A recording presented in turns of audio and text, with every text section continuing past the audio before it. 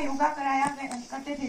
हमने वहाँ बहुत सारे आम के पेड़ देखे और हमें वहाँ एक दिन बंदूक चलाने के लिए ले गए थे। अब मैं वहाँ की दिनचर्या बताना चाहती हूँ। हमें सुबह वहाँ 3, 3:30 या 4 बजे के आसपास उठना पड़ता था। सुबह उठकर हम हाथ मुंह धोकर पीटी के लिए तैयार होते थे। फिर हम 6 बजे ग्राउंड में पहुंचते थे। पहुंचने के बाद हमें सर पीटी सिखाते थे। पीटी में हमें आसन और प्राणायाम सिखाते थे। फिर 7 बजे ब्रेकफास्ट होता था। उसके बाद हमें नाश्ता करके 8 बजे तक एनसीसी की यूनिफॉर्म में आना पड़ता था। फिर हमारी 8 से 9:30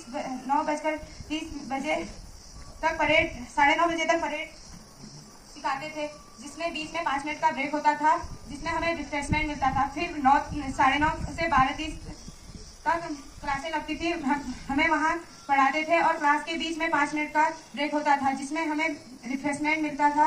फिर 12:30 में हमें लंच कराते थे। लंच करने के बाद हमें 1 बजे से 3:30 बजे तक रेस्ट टाइम मिलता था। फिर 3:30 बजे से हमारी एक क्लास चलती थी। ये क्लास 4 बजे तक चलती थी। उसके बाद हमें रिफ्रेशमेंट मिलता था। फिर 4 बजे से हमारा गेम्स पीरियड होता था। गेम्स टाइम हमारा 5:30 बजे तक होता था। 5:30 से 6 बजे तक लेक्चर होता था। फिर 6 बजे से 8 बजे तक कल्चरल प्रोग्राम होता था। हमने भी कल्चरल प्रोग्राम में भाग लिया। 8:30 से हमें डिनर मिलता था।